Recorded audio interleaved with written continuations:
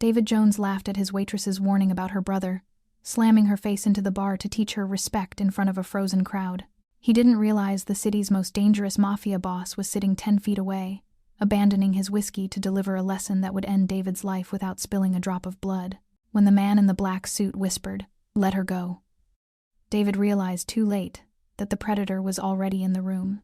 If this story pulled you in, make sure to hit that subscribe button so you never miss what's coming next.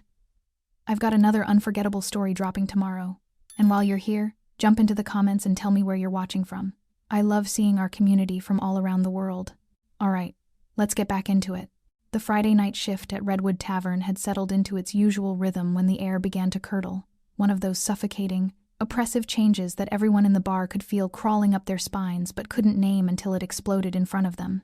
Because on this particular night, the dim red glow from the neon beer signs and the low rumble of classic rock couldn't mask the tension building around a young Latina waitress named Milena Rossi, who moved between the sticky wooden tables with the quiet grace of someone who'd learned to make herself small. Someone used to being dismissed with a wave, insulted under breath, treated like a shadow passing through other people's lives, though beneath her blue diner uniform and exhausted eyes lived a strength and a legacy that no one in that bar could begin to comprehend. And as the back office door crashed open and the bar manager David Jones stormed out with fury, twisting his reddened face like a man possessed, the atmosphere didn't just shift, it shattered, became something dangerous, electric, the kind of tension that makes strangers hold their breath and grip their glasses tighter. And Milena could feel the storm coming for her long before she heard David's voice cutting through the conversations like a serrated blade, accusing her of screwing up orders, talking back to customers, acting like she owned the place, forgetting her position, forgetting who was in charge here. Though Milena had only tried to explain calmly that the kitchen was backed up, that she was doing her best, that she'd apologize to every table, her voice steady even as David closed the distance between them with aggressive steps that made the floorboards groan, even as he jabbed his thick finger toward her face and sneered about people like her needing to learn respect, needing to understand that immigrant waitresses don't get attitudes in his bar. And when Milena's composure finally cracked and she said quietly, almost desperately, "My brother won't let you treat me like this," David's face contorted into something cruel and mocking as he threw his head back and laughed, a sound so venomous it made several patrons flinch in their seats. "What brother?" he spat, loud enough for everyone to hear, loud enough to humiliate her completely. "What mafia fantasy are you living in, sweetheart? You think anyone's coming to save you?"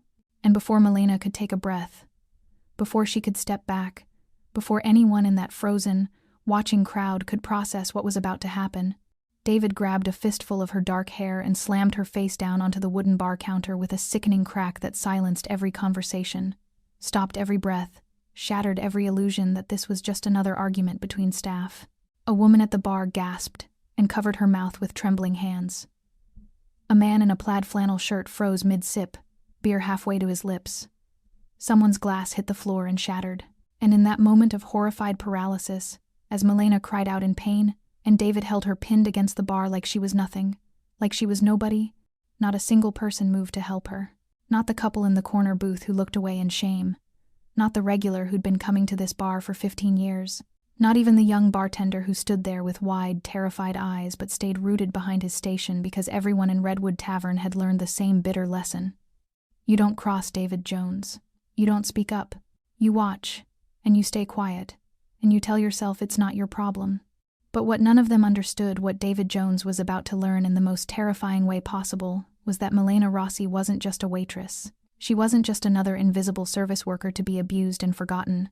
She was the younger sister of Lionello Rossi, a name whispered in back rooms and dark alleys across 3 states, a man whose reputation made career criminals check over their shoulders, whose organization moved millions in the shadows, whose enforcers had disappeared people for far less than laying a hand on his blood. And Lionello Rossi wasn't on his way to the bar. He wasn't receiving a panicked phone call. He wasn't going to arrive too late, after the damage was done, because the tall, broad-shouldered man in the impeccably tailored black suit who'd been sitting quietly in the back corner booth for the past 20 minutes, the man with dark eyes that never stopped watching, with tattooed hands folded calmly on the table, with an aura of controlled violence that made strangers unconsciously give him space, that man was already here. And he had just watched David Jones assault his baby sister. The evening had started differently for Lionello Rossi.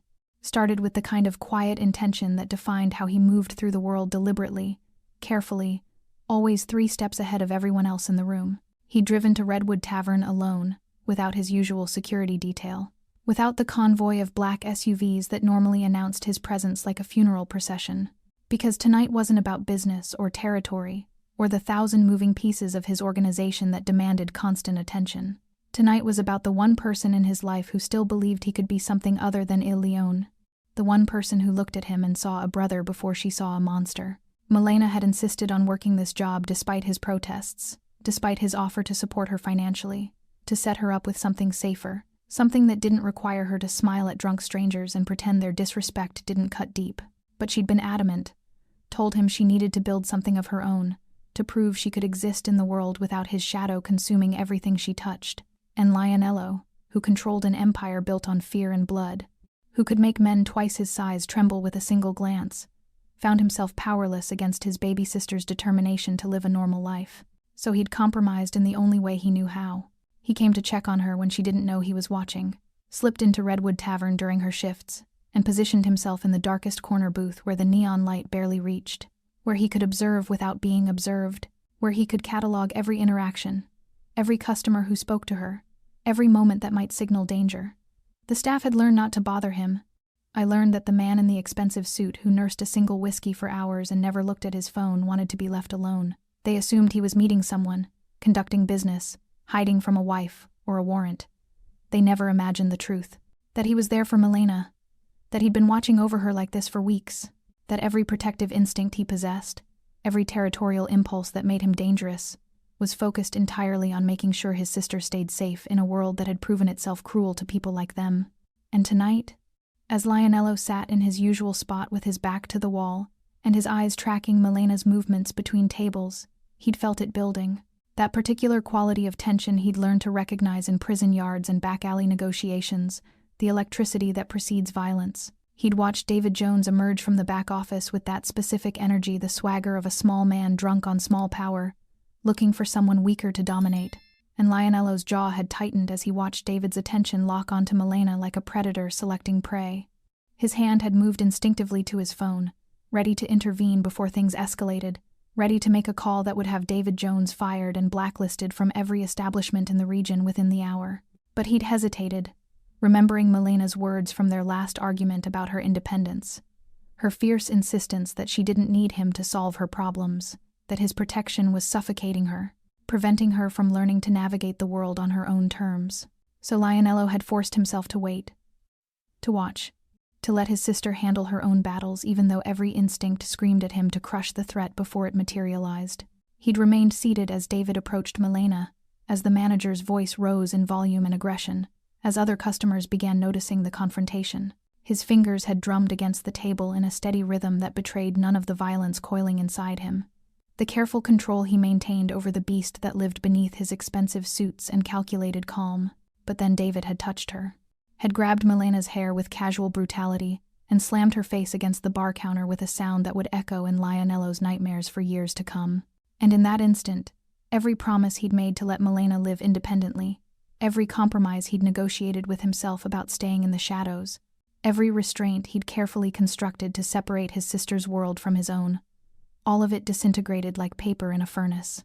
Lionello rose from his seat, with the fluid grace of a man who'd spent his life preparing for moments exactly like this, who understood violence not as chaos but as choreography, who could calculate the exact amount of force required to send a message that would be remembered for generations. The whiskey glass remained on the table, abandoned. His phone stayed in his pocket. His hands hung loose at his sides, deceptively relaxed, though anyone who understood body language would have recognized the coiled potential in his posture, the particular stillness of an apex predator about to strike. The other patrons felt the shift immediately, felt it in the same instinctive way prey animals sense a wolf entering the clearing. Conversations died mid-sentence. Eyes tracked the tall figure in the black suit as he moved through the bar, with purposeful steps that seemed to make the floorboards groan under the weight of something far heavier than physical mass. And David Jones, still holding Milena pinned against the counter, still riding the high of his own petty tyranny, remained oblivious to the danger approaching from behind until Lionello's voice cut through the silence like a blade drawn from its sheath. "Let her go." 2 words. Spoken quietly, almost conversationally, without anger or threat or any of the theatrical aggression that small men mistake for power. Just a simple statement delivered in a tone that made every person in Redwood Tavern understand with absolute certainty that they were witnessing something that would change the course of this night, this bar, and quite possibly the rest of their lives. The silence that followed Lionello's command was absolute, the kind of silence that precedes earthquakes and tornadoes, when nature itself seems to hold its breath before unleashing devastation. David's grip on Melena's hair slackened slightly, some primitive part of his brain registering danger even before his conscious mind could process the voice that had spoken from behind him, that quiet authority that carried more weight than any scream could have delivered. And Melena, still pressed against the bar counter with tears streaming down her bruised face, felt her brother's presence like a physical force, like the moment before lightning strikes when the air becomes charged with electricity and everything metal begins to hum. She'd begged him not to come to the bar anymore, told him his presence made things complicated, made her coworkers nervous, made customers whisper and speculate about the well-dressed man who watched her from the shadows.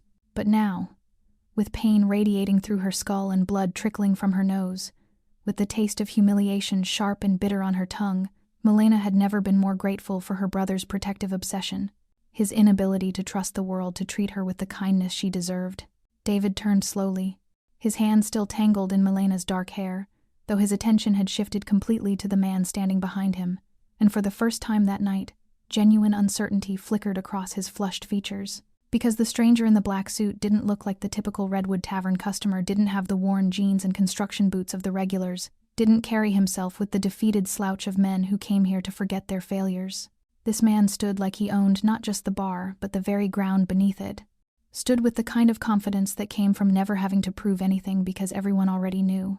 "I said let her go," Lionello repeated, taking another step forward, and this time David released Melena completely, his hand dropping to his side as if her hair had suddenly become hot to the touch. Melena stumbled back from the bar, one hand pressed to her bleeding nose, her eyes locked on her brother's face with an expression that mixed relief and fear and something deeper, something that understood this moment, would shatter the careful separation she'd tried to maintain between her two worlds. "Who the hell are you?" David demanded, trying to inject authority back into his voice, trying to reclaim the power that had drained from him the moment this stranger appeared. He puffed out his chest, squared his shoulders, attempted to use his size advantage to intimidate, because size was the only advantage David had ever understood, the only language of power his limited imagination could speak. "This is my bar, and this is staff discipline. You need to mind your own business and sit back down before I have you thrown out." Lionello didn't respond immediately, didn't rise to the bait or engage with David's posturing, because men like David Jones had been trying to intimidate him since childhood, since the group homes and juvenile facilities where he'd learned that real power had nothing to do with volume or physical size but with the willingness to do what others couldn't stomach. Instead, Lionello's gaze moved past David to his sister, conducted a silent assessment of her injuries, the blood on her face, the redness where her cheek had impacted the counter, the fear and shame swimming in her dark eyes, and something shifted in his expression, something that made the temperature in Redwood Tavern drop 10 degrees. "Your bar," Lionello said quietly, finally returning his attention to David, and there was something almost curious in his tone, as if he were examining an interesting insect before deciding whether to crush it or preserve it in amber. "You believe you have authority here. You believe you can put your hands on service workers without consequences. You believe the world operates according to rules that protect men like you." David's face reddened further, confusion mixing with his anger, because this stranger was speaking to him like a teacher addressing a particularly slow student, was using that measured tone that somehow felt more insulting than any shouted threat could have been. "I don't know who you think you are, but you need to leave. Now. Before I call the cops and have you arrested for trespassing." "Cops," Lionello repeated, and something that might have been amusement flickered across his features, though his eyes remained cold, calculating, already running through scenarios and outcomes with the strategic precision that had built his empire. "Yes, please call them. I'm certain they'd be very interested in the assault I just witnessed, the assault that at least a dozen patrons also witnessed." His gaze swept across the bar, touching briefly on each frozen customer, each person who'd been too afraid to intervene but would now serve as witnesses to what came next. "That woman at the bar has been recording on her phone for the past 5 minutes. The man in the plaid shirt looks like he wants to say something. And I'm curious. David Jones, is that your name, correct? I'm curious whether your employer knows you have a habit of assaulting employees." David's face drained of color at the casual use of his name, At the realization that this stranger knew exactly who he was, which suggested a level of premeditation that made David's earlier confidence evaporate like morning dew under a blowtorch. Who are you? Lionello took another step forward. Close enough now that David had to tilt his head back slightly to maintain eye contact. Close enough that the size advantage David had relied on suddenly meant nothing because size was irrelevant when facing someone who radiated the kind of danger that couldn't be measured in inches or pounds. "I'm the brother she warned you about," Lionello said, his voice dropping even lower, becoming intimate, almost gentle, which somehow made it infinitely more terrifying. "I'm the Mafia fantasy you were laughing about 30 seconds ago." The words hung in the air like a death sentence, and David Jones felt his bladder threaten to betray him as the full weight of his mistake crashed down on his shoulders like a collapsing building. Because somewhere in the fog of alcohol and misplaced authority that had governed his actions tonight, somewhere beneath the arrogance that came from years of bullying people who couldn't fight back, a memory stirred, fragments of conversations overheard in darker corners of darker bars, whispers about a man named Rossi, who controlled everything from the docks to the construction sites, whose organization moved through the city like a shadow government, whose family was untouchable in ways that made the official law enforcement look like children playing dress-up. "Rossi," David whispered, the name scraping out of his throat like broken glass, and he took an involuntary step backward, his body understanding what his mind was still struggling to accept. No, that's not possible. She's just a waitress. She's nobody. She can't be." "She's my sister," Lionello interrupted, and there was something almost tender in the way he said it. A softness that contrasted sharply with the absolute menace radiating from his posture. "Her name is Milena Rossi. She's 23 years old. She graduated top of her class despite working 2 jobs to support herself because she refused to take my money. She likes reading mystery novels and listening to jazz music that I personally find unbearable. She makes the best carbonara I've ever tasted, and you just slammed her face into a bar counter because she had the audacity to speak back to you." Each word landed like a physical blow, and David found himself unable to look away from Lionello's eyes. Those dark, calculating eyes that seemed to be cataloging every twitch, every bead of sweat forming on David's forehead, every microscopic indicator of the terror that was flooding through his system like poison. Around them, the other patrons remained frozen, some with phones now openly recording, others simply staring in horrified fascination at the confrontation unfolding before them, like watching a nature documentary where the gazelle finally realizes the lion has been stalking it for miles. "I didn't know," David stammered, hating the weakness in his voice but unable to control it, unable to summon any of the bluster that usually served him so well when dealing with people who lacked the power to destroy him. "If I'd known who she was, I never would have. I mean, she never said anything. She never told anyone. She shouldn't have needed to," Lionello said, his voice still quiet, still controlled, though something dangerous flickered behind his eyes like lightning inside storm clouds. "The fact that she's my sister shouldn't be the only thing protecting her from assault. The fact that she's a human being should have been enough. But clearly, you're the kind of man who only understands power when it's backed by the threat of violence. So let me speak to you in a language you'll comprehend." Lionello moved closer still, invading David's personal space, with the casual confidence of someone who'd never worried about physical confrontation, who understood that real combat started and ended in the mind long before fists ever flew. "I know where you live, David. I know you rent that apartment on Maple Street, 3rd floor, the one with the broken lock on the back door that you keep meaning to fix. I know you drive a blue Ford pickup with a dent in the passenger side. I know you have a mother in a nursing home in Pinewood who you visit every other Sunday, though you've been skipping recently because you'd rather spend the money on whiskey and poker games. I know about your gambling debts, about the 2 DUIs you somehow managed to avoid jail time for, about the ex-wife who fled to Colorado to get away from you." With each revelation, David's face grew paler, his legs began to tremble, and the realization that Lionello Rossi had been watching, researching, knowing settled over him like a burial shroud. The bar's other patrons exchanged horrified glances, understanding that they were witnessing not just a confrontation but a systematic dismantling of a man's entire existence, watching someone discover that his privacy, his security, his very life had been an illusion all along. "Please," David whispered, and the word came out broken, desperate, stripped of all the authority he'd wielded just minutes ago when he'd been the one with power, the one who decided who got humiliated and who got protected. "Please, I'm sorry. I didn't mean I was just having a bad day. I wasn't thinking." "You meant it," Lionello corrected, still speaking in that quiet, terrible voice that made every word feel like a knife sliding between ribs. You meant every second of it. You enjoyed it. You've been enjoying it for months, haven't you? Making her life miserable, making her feel small. Using your position to abuse someone who couldn't fight back without losing the income she needs to survive.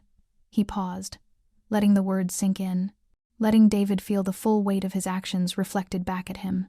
And now you're going to learn what happens when you hurt someone I love. Milena, still standing near the bar with her hand pressed to her bleeding nose, felt tears streaming down her face for entirely different reasons now. I felt the complicated swirl of emotions that came from watching her brother, the man she'd spent years trying to separate from his reputation, trying to see as just family rather than the criminal empire he represented, transform into Il Leone right before her eyes. Part of her wanted to tell him to stop, to show mercy, to prove that he could be better than the violence that defined him.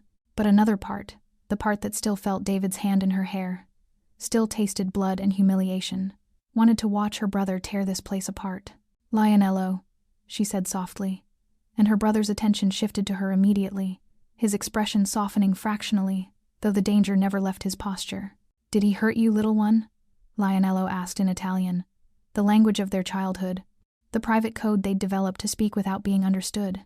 Milena nodded, unable to speak past the lump in her throat. Lionello turned back to David, and his smile was the most frightening thing anyone in Redwood Tavern had ever seen.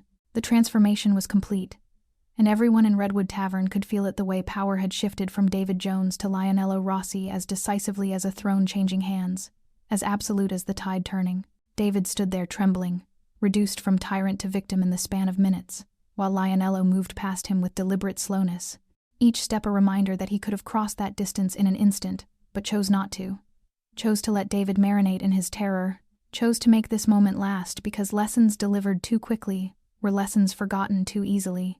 Lionello reached Milena and his entire demeanor shifted, the predator receding just enough to let the brother surface, though the danger never fully disappeared, remained coiled beneath his careful movements like a serpent ready to strike. He lifted her chin gently with tattooed fingers that had signed death warrants and closed million-dollar deals, examining the damage with the meticulous attention he applied to everything that mattered to him, cataloging the swelling that had already begun around her cheekbone, the blood still trickling from her nose, the fingerprint-shaped bruises forming where David's grip had been cruelest.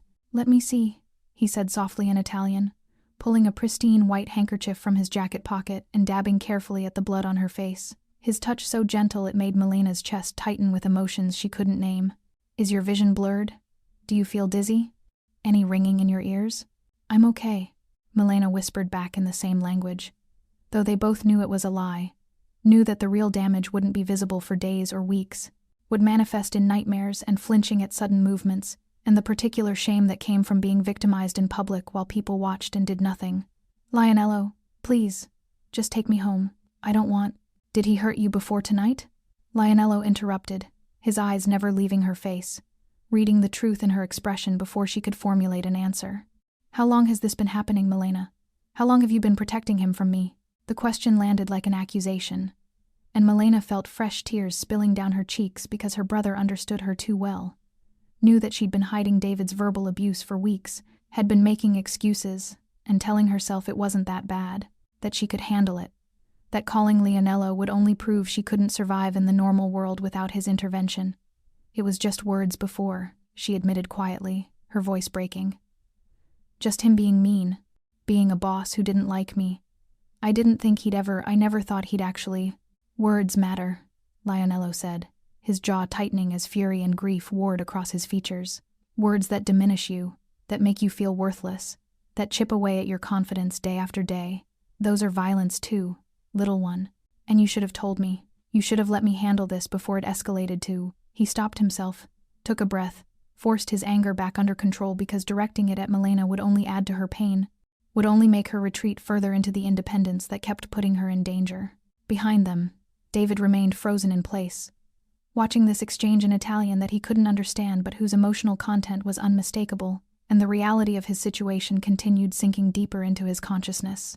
Because Lionello Rossi wasn't just angry, he was calculating, planning, deciding David's fate with the same methodical precision he applied to all his business dealings, and the fact that Lionello had taken time to care for his sister first, to ensure she was stable before dealing with her attacker, somehow made him more terrifying rather than less.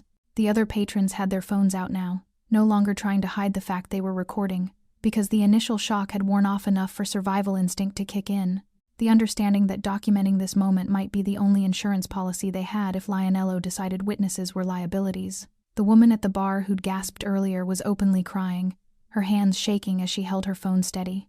The man in the plaid flannel shirt had moved closer to the exit, positioning himself for a quick escape if things turned violent. Even the bartender had abandoned any pretense of working, stood there staring with wide eyes that reflected the neon beer signs like warning lights. "Please," David tried again, his voice cracking under the weight of desperation that had replaced his earlier arrogance. "Please, Mr. Rossi, I'm begging you. I have a family. I have people who depend on me. I made a mistake, a terrible mistake, but I can make it right. I can apologize. I can pay for medical bills.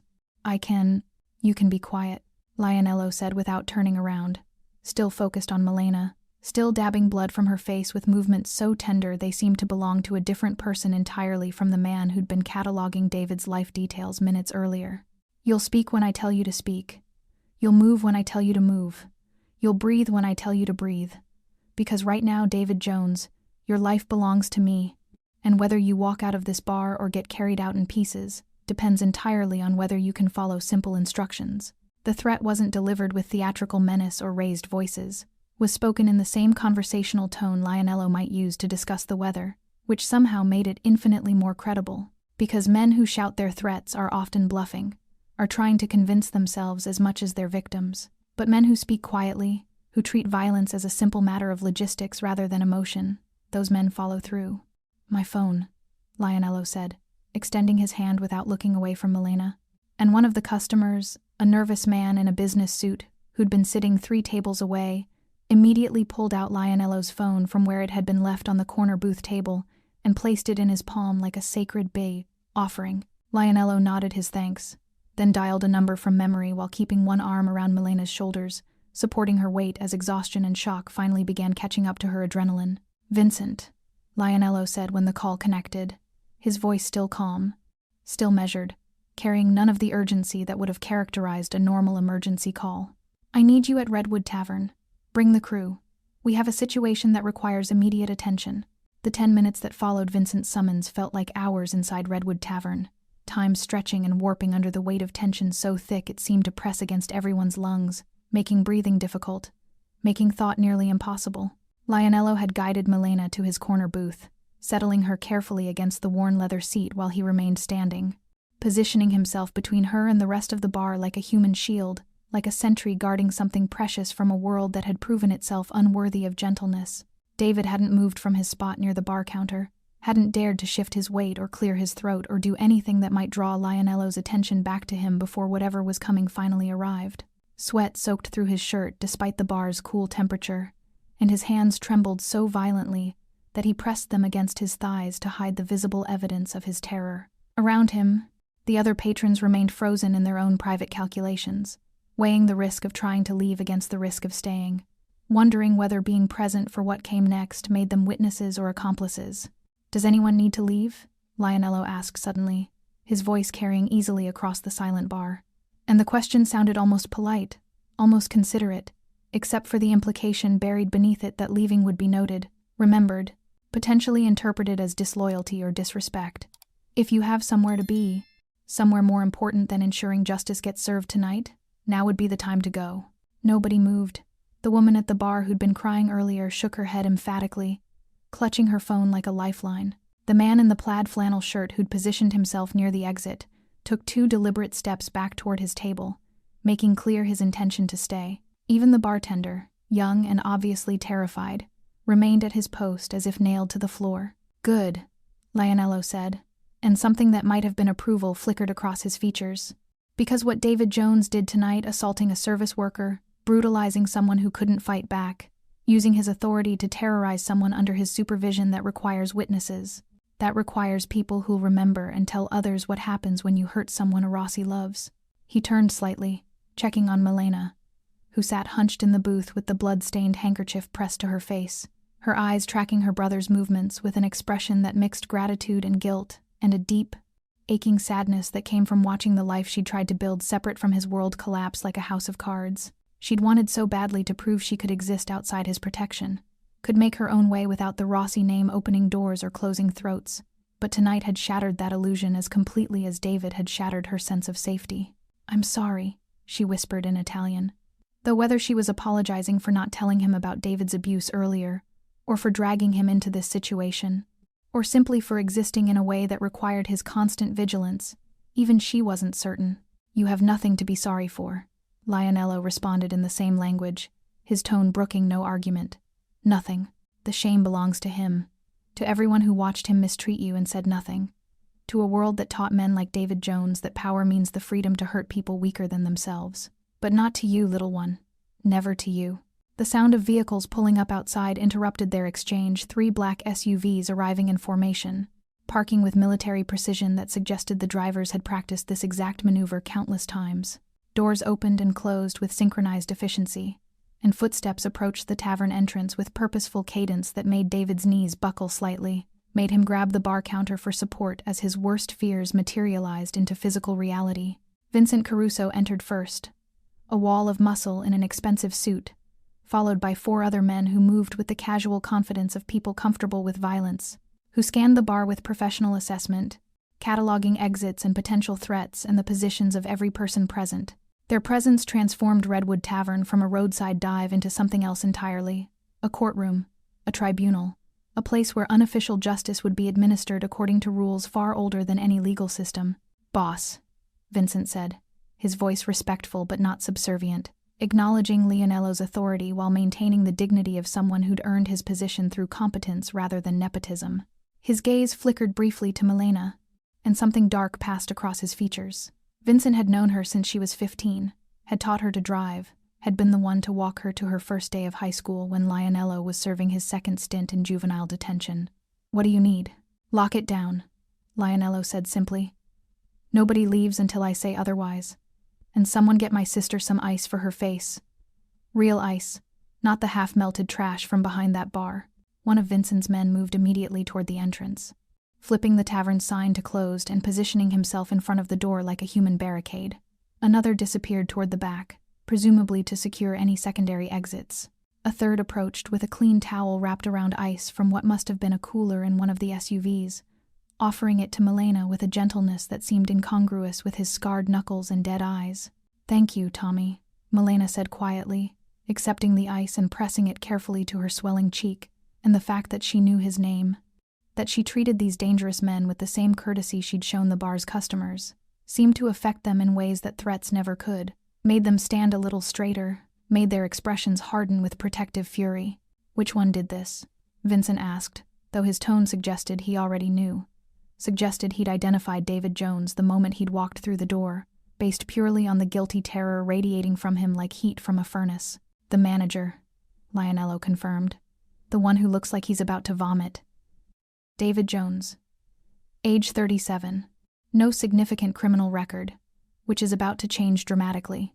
Vincent approached David with the measured steps of a man who'd conducted interrogations in places where screaming went unheard, where confessions were extracted not through physical torture, but through the psychological dismantling of whatever fragile courage a person possessed. He stopped just close enough that David could smell his cologne, expensive, tasteful, the kind of detail that reminded everyone present that Lionello's organization wasn't some crude street gang, but a sophisticated operation that moved through legitimate and illegitimate worlds with equal fluency. "Tell me what happened," Vincent said, his voice carrying none of Lionello's quiet menace but instead projecting a business-like efficiency that was somehow worse, that suggested this was merely a procedure to be completed, a formality before predetermined consequences were delivered. "From your perspective. I want to hear you explain what led to you putting your hands on Miss Rossi."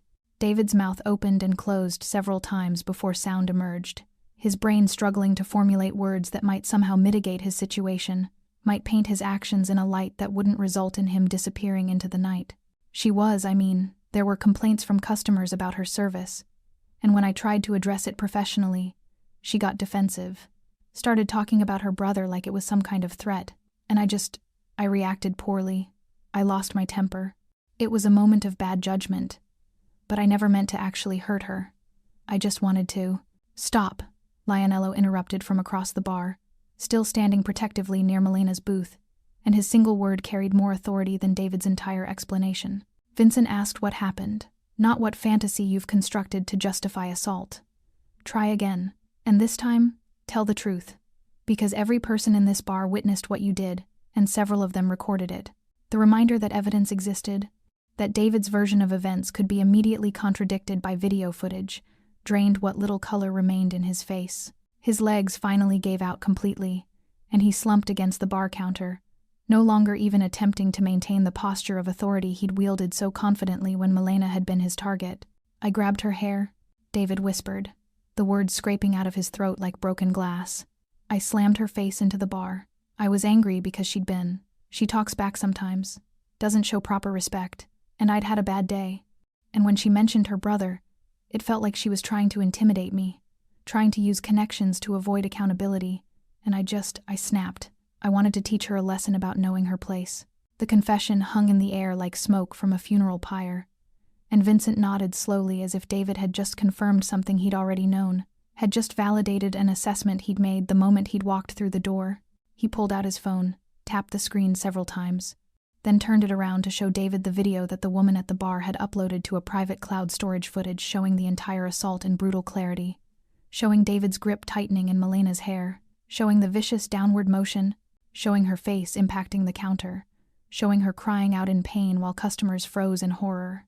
That lesson you wanted to teach, Vincent said conversationally, pocketing his phone again. It's interesting how education works, isn't it? Because tonight you're the one getting schooled. You're learning that actions have consequences, that the world doesn't actually protect men like you the way you thought it did, that sometimes the invisible waitress you brutalized turns out to be connected to people who can make you understand exactly what it feels like to be powerless. David started crying then. Not the quiet tears of genuine remorse, but the ugly, desperate sobbing of someone who'd finally grasped the magnitude of their mistake, who understood that no amount of apology would rewind time, would undo the moment his hand had tangled in Milena's hair. Please, he begged, addressing the room at large since he no longer knew who held his fate. Please, I have a mother who needs me. I have bills to pay. I have a life. I can't just please don't kill me. I'll do anything. I'll leave town. I'll never come back. I'll kill you? Lionello's voice carried genuine curiosity, as if the suggestion hadn't occurred to him, as if death was too simple a solution for the problem David represented. That would be mercy, David. That would be quick. But you assaulted my sister in front of witnesses. Filmed evidence exists of your crime, and you've just confessed to doing it deliberately, to wanting to teach her a lesson about her place in your hierarchy.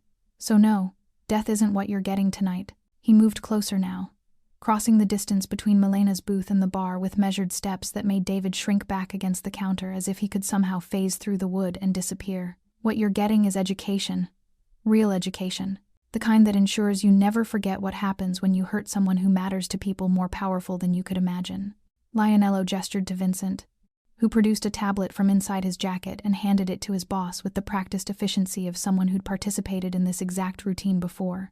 Lionello tapped the screen, pulling up files, documents, information that made David's eyes widen with fresh horror as he recognized bank statements, photographs, personal correspondence, the accumulated evidence of Lionello's surveillance, proof that his life had been transparent to the Rossi organization long before tonight's assault. You're going to confess, Lionello said, holding up the tablet so David could see himself on the screen. The camera was already recording, had been recording since Vincent arrived. You're going to admit to every instance of workplace abuse you've committed, every inappropriate comment, every time you used your authority to terrorize employees who couldn't fight back.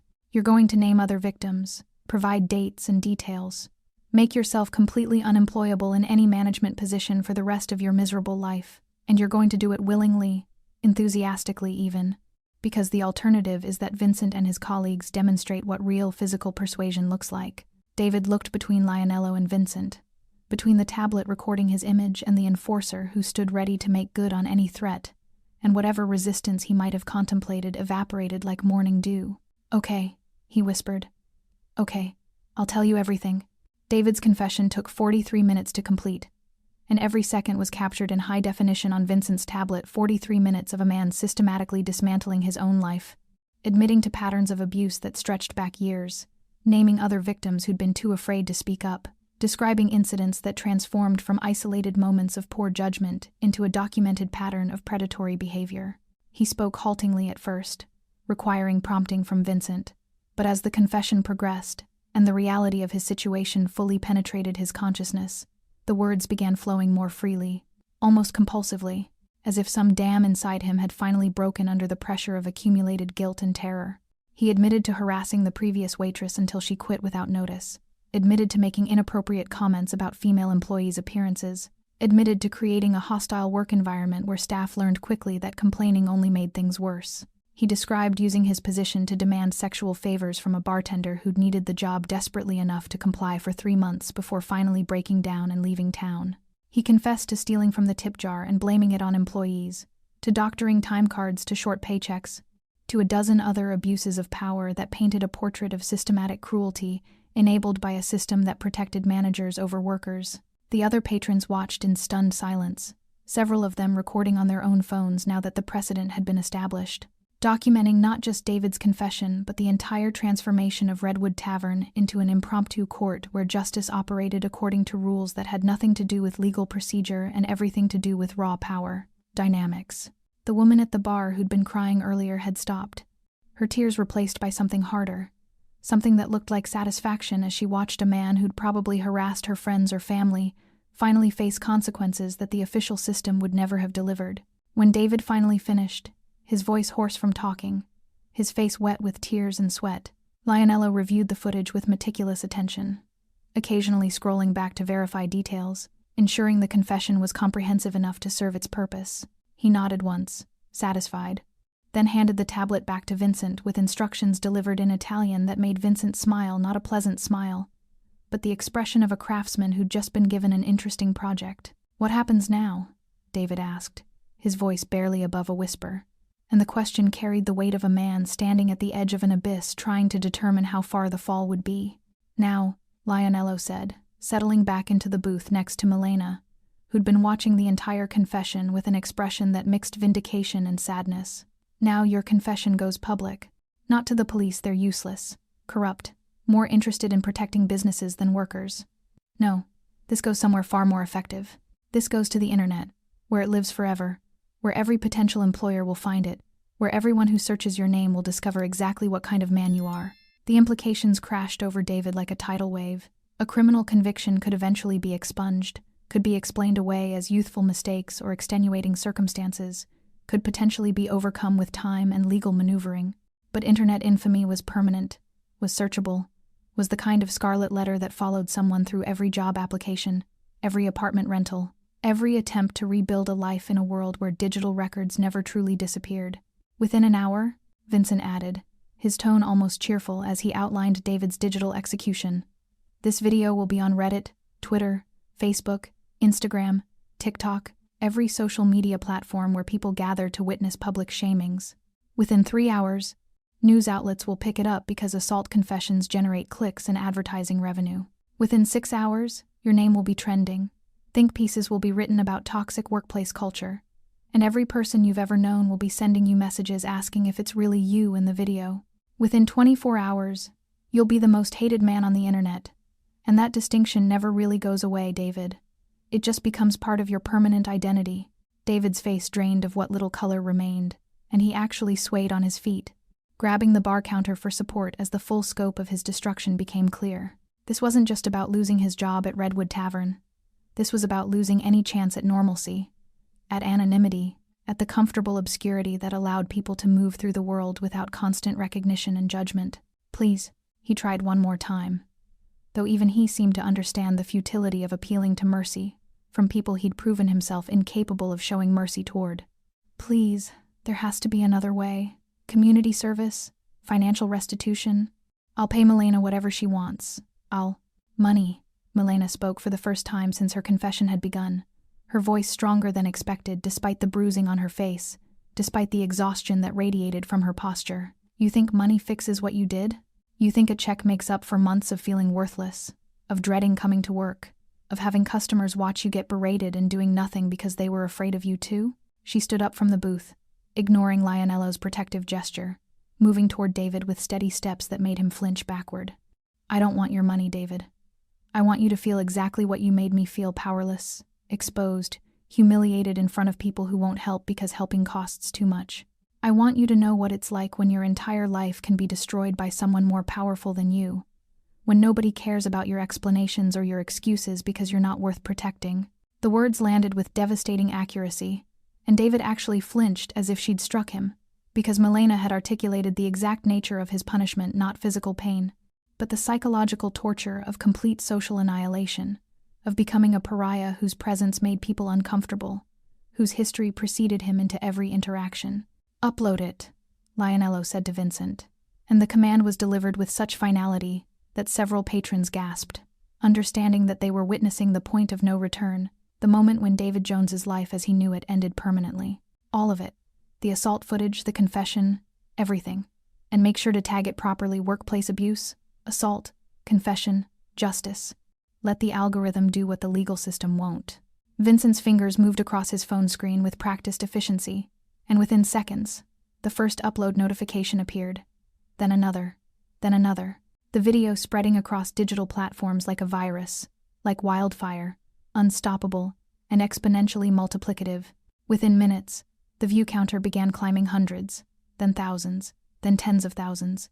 As people discovered the content and shared it with their own networks, each share adding momentum to David's public destruction.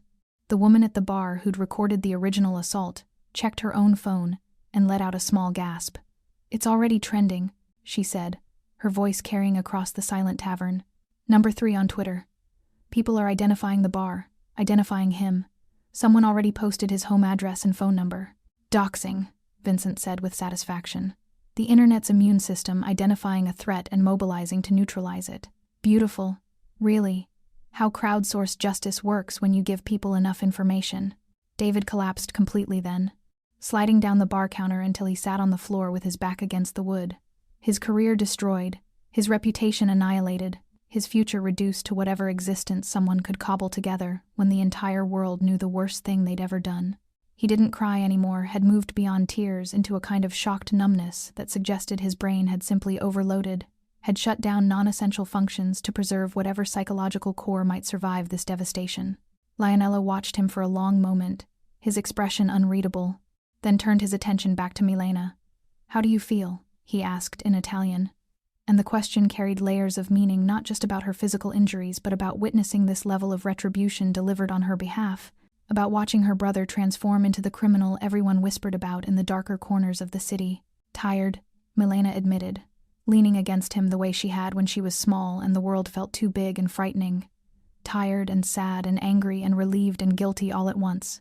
Is that normal?" "Very normal," Lionello assured her, wrapping his arm around her shoulders. "You're allowed to feel complicated things about complicated situations. You're allowed to be glad he's facing consequences while also wishing the world was different enough that consequences weren't necessary." The bar remained locked for another hour, while Vincent's team conducted what they called exit interviews, with each patron, not interrogations exactly, but careful conversations that ensured everyone understood the evening's events, understood what they'd witnessed, and what they'd be expected to say if anyone asked. Most people nodded eagerly, relieved to be treated as witnesses rather than problems, grateful for the implicit protection that came from being on Lionello Rossi's side of a conflict. A few seemed genuinely moved by what they'd seen, approached Milena directly to apologize for their earlier inaction, to express shame at having watched her suffer without intervening. "I'm sorry," said the man in the plaid flannel shirt, his voice thick with emotion that seemed authentic rather than performative. "I've been coming here for 3 years. I've seen him treat you badly before. And I never said anything because I told myself it wasn't my business, that you probably didn't want some random customer making things worse for you. But that was cowardice dressed up as consideration, and I'm ashamed of it." Milena accepted his apology with more grace than he deserved, thanked him for at least having the courage to acknowledge his failure, and the exchange seemed to lift something from both of them, a small moment of genuine human connection amid the night's broader violence and retribution. Other patrons followed his example, creating an impromptu confession session that had nothing to do with Lionello's enforcement, and everything to do with ordinary people confronting their own complicity in systems that enabled abuse. But while these smaller reconciliations happened around the periphery, the main event remained focused on David Jones, who still sat crumpled against the bar counter, watching his phone light up with notifications as the video continued spreading across the internet. As his digital execution progressed with mechanical efficiency, his face had taken on a grayish pallor, and his hands shook so violently that he could barely hold the phone, but he seemed unable to stop checking it, unable to look away from the real-time documentation of his social annihilation. "David," Lionello said, pulling the broken man's attention away from his screen, and there was something almost gentle in his tone now, the way a doctor might speak to a terminal patient when delivering final prognosis. "Look at me." David's eyes lifted slowly, reluctantly, meeting Lionello's gaze with the haunted expression of someone who'd passed beyond fear into a kind of numb acceptance. He no longer bothered pleading or negotiating because some part of him understood that the conversation had moved past the possibility of mercy into something else entirely, into the realm of lessons that needed to be delivered, completely, thoroughly, unforgettably.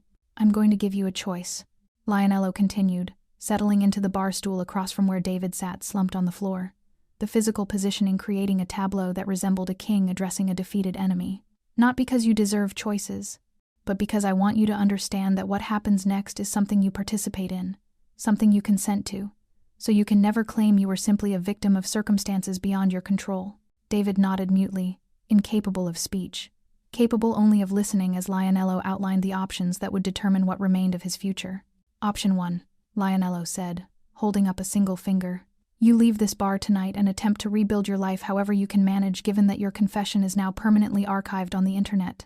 You move to a different city, change your name if you're clever enough to navigate that process, take whatever menial work you can find that doesn't require background checks or reference calls. You spend the rest of your life looking over your shoulder, wondering if someone recognizes you, wondering if your past has finally caught up with you again. And you live with the knowledge that if you ever put your hands on another service worker, another employee, another human being who can't fight back, I will find out. And what happened tonight will seem merciful compared to what comes next." He paused, letting that sink in, letting David contemplate a future defined entirely by fear and paranoia, and the constant weight of his documented sins following him through every interaction. "Option 2, Lionello continued, holding up a second finger. "You become useful to me. You work off your debt, not in money, but in service. You become an advocate for workplace abuse victims. You speak publicly about what you did and why it was wrong. You use your infamy to actually accomplish something meaningful. Vincent will supervise you, will ensure you're genuinely committed to rehabilitation, rather than just performing for cameras. And if you prove yourself capable of actual change, of genuine remorse, that translates into action rather than just words, then maybe in 5 or 10 years, you get to be a person again instead of just a cautionary tale." The second option hung in the air like a lifeline thrown to a drowning man, except this lifeline came with barbs and hooks, came with the understanding that accepting it meant surrendering autonomy completely, meant becoming an instrument of Lionello's will in ways that would be only marginally less destructive than option 1. "Or," Lionello said, his voice dropping lower, becoming quieter and somehow infinitely more dangerous. "Option 3. You refuse both previous options because you're stupid enough to believe you can fight this, can hire a lawyer, can somehow spin the narrative to make yourself sympathetic. And if you choose option 3, David, then I stop being reasonable. I stop offering you paths forward. And you discover what happens when someone with my resources decides to make your suffering a personal project rather than just a public lesson." David's phone buzzed insistently, with new notifications. The video had now crossed 1 million views, had been picked up by major news outlets, had spawned dozens of think pieces about workplace culture and power dynamics. His digital execution was complete, his name forever associated with abuse and cowardice, his face recognizable to millions of people who'd watched him assault Milena and then confess to years of similar behavior. "Option 2, David whispered, the words scraping out of his throat like broken glass. "Please. Option 2. I'll do whatever you want. I'll spend the rest of my life trying to make up for what I did. Just please give me a chance to be something other than this." Lionello studied him for a long moment, searching for sincerity beneath the terror, trying to determine if David's agreement came from genuine remorse or simply self-preservation. Finally, he nodded and looked at Vincent, who produced a contract from inside his jacket, an actual legal document, printed and ready for signature, because Lionello's organization prepared for every contingency with the same meticulous attention they applied to all their operations. "You'll sign this," Vincent explained, placing the contract on the bar counter along with an expensive pen. "It outlines your obligations, public speaking engagements, advocacy work, cooperation with workplace abuse investigations, regular check-ins with our organization. You'll receive a modest stipend, enough to survive but not enough to be comfortable, because comfort breeds complacency. You'll live where we tell you to live, Work where we tell you to work. Speak when we tell you to speak. Your life belongs to us now, David, but it's still a life, which is more than you gave Milena the option of having tonight. David reached for the pen with trembling hands and signed his name across the bottom of each page, barely reading the terms, because reading would require cognitive function beyond his current capacity, would require him to think critically about a future he couldn't begin to imagine. The signatures looked shaky, almost illegible, but they were legally binding. Vincent had ensured that much, had structured the contract to withstand scrutiny from any court that might eventually review it. Good, Lionello said, standing and gesturing for Milena to join him. Vincent will take you to a safe house, where you'll spend the next week learning exactly what your new life entails. You'll watch videos of other workplace abuse victims sharing their stories. You'll write the first draft of the speech you'll deliver at community centers and college campuses. You'll begin the long, painful process of transforming from predator into advocate, and you'll do it knowing that thousands of people will be watching to see if your remorse is genuine or performed. He turned toward the door, his arm around Milena's shoulders, ready to finally leave Redwood Tavern and the wreckage of David Jones's life behind. But he paused at the threshold, looked back one final time at the man who'd made the catastrophic mistake of hurting his sister. And David, Lionello added, his voice carrying clearly across the silent bar. Thank you. The unexpected gratitude made everyone freeze, made David look up with confusion cutting through his exhaustion. Thank you for teaching my sister an important lesson tonight, Lionello continued. She wanted to believe the world was kinder than it is, wanted to believe she could exist without my protection. You disabused her of that fantasy thoroughly, violently, in a way that ensures she'll never make the mistake of trusting in strangers' decency again. So thank you, David Jones. You've made her safer by showing her exactly how dangerous the world can be. And with that parting shot, Lionello guided Milena out into the night, leaving behind a bar full of witnesses, a broken man signing away his autonomy, and a video that would ensure tonight's lessons spread far beyond the walls of Redwood Tavern. The drive back to Lionello's estate happened in silence, neither sibling willing to break the fragile peace that had settled over them once they left Redwood Tavern behind. Once the adrenaline began draining from their systems, and exhaustion rushed in to fill the void, Milena pressed her face against the cool window glass, watching streetlights blur past, while her mind replayed the evening's events with the relentless persistence of trauma trying to process itself, trying to categorize and file away experiences that defied easy categorization. She'd wanted independence, had fought so hard to establish a life separate from her brother's criminal empire, separate from the weight of the Rossi name that opened some doors while permanently closing others. She'd believed naively, perhaps, but genuinely that she could be just Milena, just a waitress trying to make rent and save money for community college, just an ordinary young woman navigating ordinary challenges without the complication of being Ileone's little sister. David Jones had destroyed that illusion as thoroughly as he'd slammed her face into the bar counter, had proven that the world Lionello had always warned her about, the world of casual cruelty and predatory power dynamics, was exactly as dangerous as he'd claimed. And now, driving through the night toward the fortress her brother had built to keep threats at bay, Milena felt the weight of that destroyed illusion settling over her shoulders like a leaden cloak, felt the independence she'd cherished slipping away into the realm of impossible dreams. You're thinking too loud, Lionello said softly, his eyes on the road but his attention clearly focused on his sister's internal struggle. I can hear your thoughts spinning from here. Milena smiled despite herself, despite the bruising on her face that made the expression painful, because her brother had always possessed an uncanny ability to read her moods, to sense when she needed intervention and when she needed space. I'm thinking that you were right, she admitted quietly. About everything. About the world being more dangerous than I wanted to believe. About needing protection whether I liked it or not. About my independence being a luxury I couldn't actually afford. No, Lionello said firmly, and the unexpected disagreement made Milena turn to look at him, confusion evident in her expression. That's not the lesson tonight taught, little one. Tonight taught you that monsters exist, that they'll hurt you if given the opportunity, that the social contracts we pretend govern civilized behavior are fictions that collapse the moment someone decides their convenience matters more than your humanity. But the solution to that reality isn't to hide behind my walls forever, isn't to let fear transform you into a prisoner of my protection.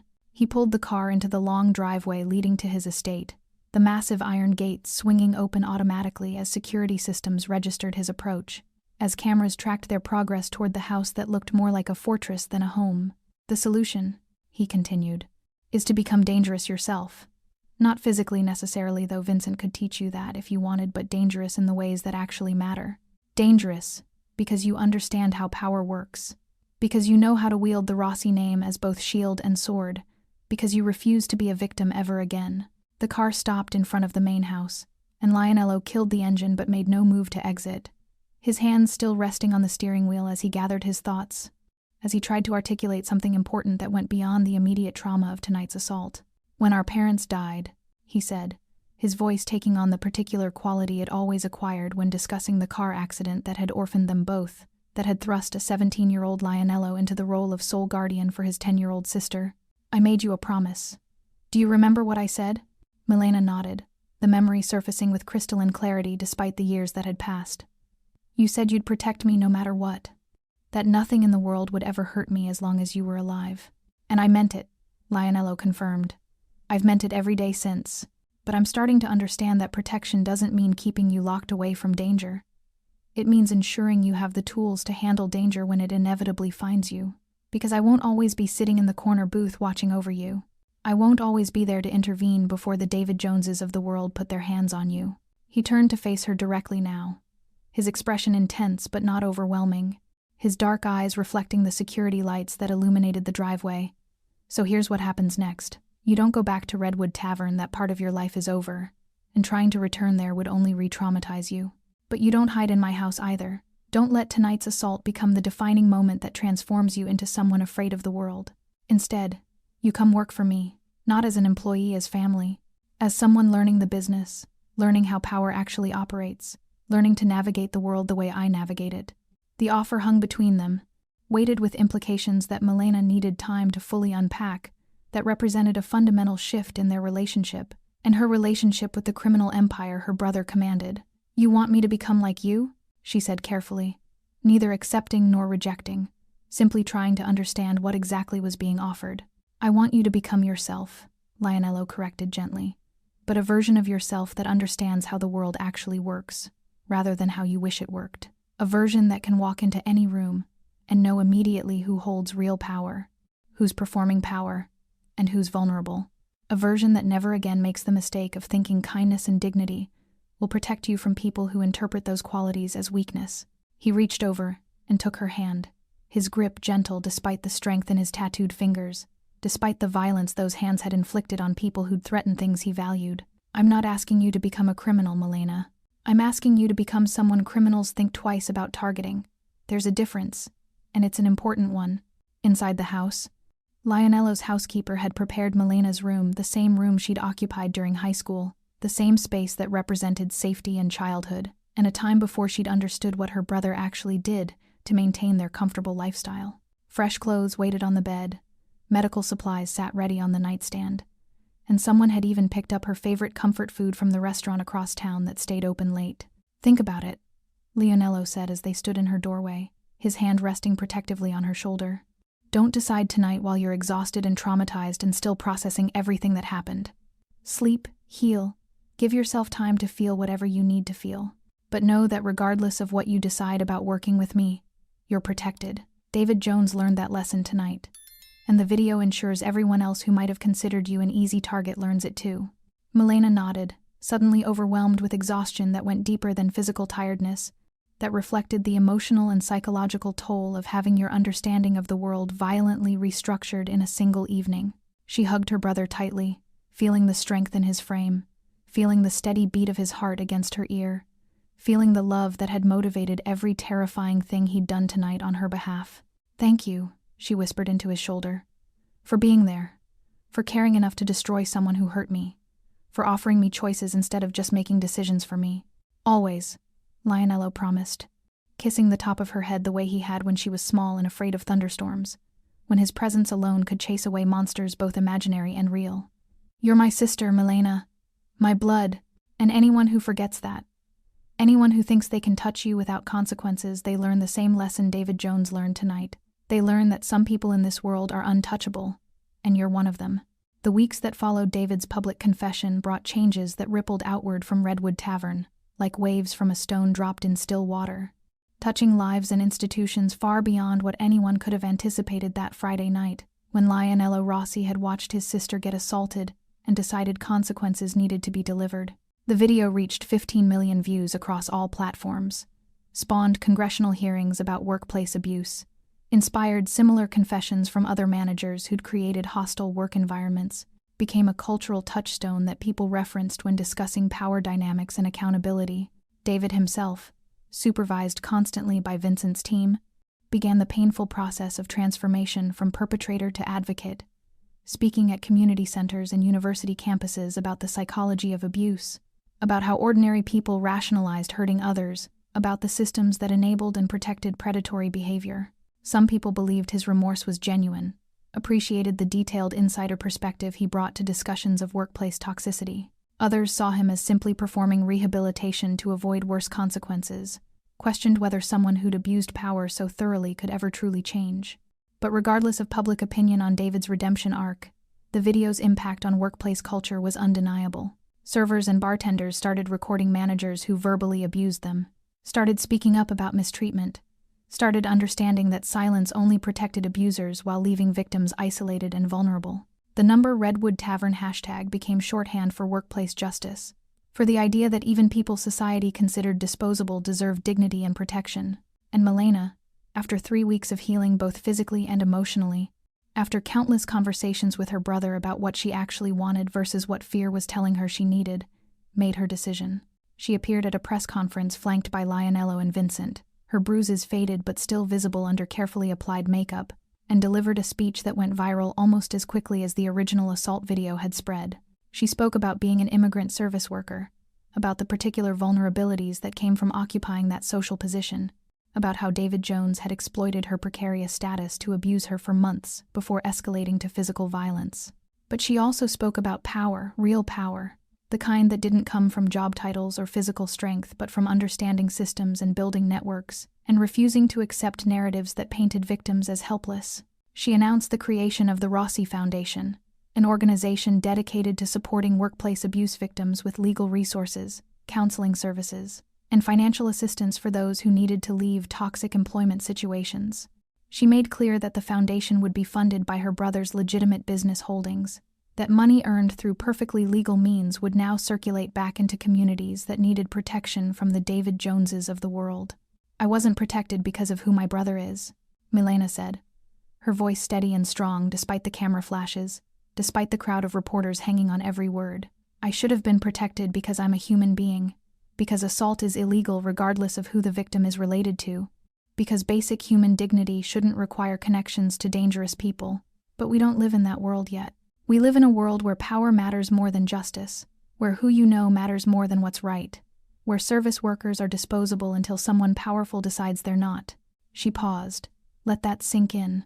Let the cameras capture her expression, determined, fierce, no longer the frightened waitress pinned to a bar counter, but someone transformed by trauma into an advocate who understood exactly how broken systems operated and how to work within them to create change. "So until we build that better world," she continued, "until justice stops being something only accessible to people with resources and connections, until every service worker can feel safe reporting abuse without fearing homelessness or deportation or retaliation, until then, the Rossi Foundation will be here. We'll be the protection you need. We'll be the power you can borrow when your own isn't enough. And we'll make sure that anyone who thinks they can hurt vulnerable people without consequences learns the same lesson my brother taught David Jones that night in Redwood Tavern." The speech was shared millions of times, analyzed by pundits and activists, criticized by those who saw it as glorifying vigilante justice, while praised by others who recognized the practical reality that official systems often failed the people who needed them most. Milena became a controversial figure overnight, simultaneously celebrated as a voice for workplace abuse victims and condemned as someone whose privilege came from criminal connections rather than legitimate advocacy work. But she didn't seem bothered by the controversy, didn't seem interested in winning approval from people who'd never experienced the particular terror of being attacked while bystanders watched and did nothing. She simply continued building the foundation, hiring lawyers and counselors and caseworkers, creating infrastructure to support people who'd previously had nowhere to turn when employers became predators. And Lionello, watching his sister transform from someone he'd protected into someone who could protect others, felt something shift in his chest, pride mixed with relief, mixed with the bittersweet recognition that the little girl who'd once hidden behind him during thunderstorms had grown into someone formidable in her own right, someone dangerous in all the ways that actually mattered. The night of the press conference, after the cameras stopped rolling and the reporters dispersed and the social media analysis began, the siblings sat together in Lionello's study with glasses of wine and the comfortable silence of people who'd survived something together, who'd been fundamentally changed by shared trauma and shared purpose. "You did well today," Lionello said quietly, pride evident in his voice. "You were articulate, passionate, strategic, about framing the foundation in ways that anticipate criticism while still maintaining your core message. You're going to help a lot of people." "Milena, we're going to help people," she corrected gently. "This only works because you're backing it, because your name carries weight that mine never could on its own. We're partners in this, Lionello. Equal partners." He smiled at that, recognizing the particular strength it took to demand equality from someone whose instinct was to protect and control, whose default setting was to solve problems by eliminating threats rather than building systems to address root causes. "Equal partners," he agreed, "though I reserve the right to destroy anyone who threatens you, regardless of Foundation policy about nonviolent advocacy." Milena laughed, the sound genuine and warm, and raised her glass in a toast. "To dangerous women," she said, "and to the men smart enough to help us become dangerous." "To dangerous women," Lionello echoed, clinking his glass against hers. "And to David Jones, who learned the hard way that sometimes the quiet waitress serving your drinks is protected by forces he never imagined existed." Outside, the city continued its usual chaos, crimes being committed and solved, injustices being perpetrated and occasionally addressed, the endless cycle of power dynamics playing out in bars and offices and homes across every neighborhood. But somewhere in that chaos, service workers who'd seen Milena's speech felt a little safer, a little more willing to speak up, a little less alone in their knowledge that the systems supposedly designed to protect them were often designed to do the opposite. And in Redwood Tavern, now under new management and operating under a strict anti-harassment policy, a young waitress who'd started just last week served drinks with the confidence of someone who knew exactly what happened to managers who forgot that basic human dignity applied to everyone, regardless of their job title or immigration status or family connections. The Rossi siblings had learned their lessons well. Milena had learned that independence without power was just another word for vulnerability. Lionello had learned that protection sometimes meant empowerment, rather than elimination of threats. And David Jones, wherever he was giving his supervised speeches about workplace abuse, had learned the most important lesson of all. Some people in this world are untouchable, and attacking them doesn't just destroy you, it transforms their trauma into movements, their pain into power, their victimization into advocacy that reaches further than any single act of violence ever could. That was the real consequence of slamming Milena Rossi's face into a bar counter. Not just David's public destruction or Lionello's terrifying intervention, but the ripple effects that spread outward, touching thousands of lives, creating infrastructure where none existed, giving voice to people who'd been silenced by fear and economic precarity. And that, ultimately, was the story of the night everything shifted inside Redwood Tavern, the night when casual cruelty met consequences, when protective love became systematic advocacy, when one woman's trauma became a foundation for protecting countless others from suffering the same fate. Thanks for staying with this story right till the final moment. You're the reason these stories come alive. If you're ready for another powerful journey, just tap the next video on your screen. And before you go, leave a quick comment and rate this story from 1 to 10.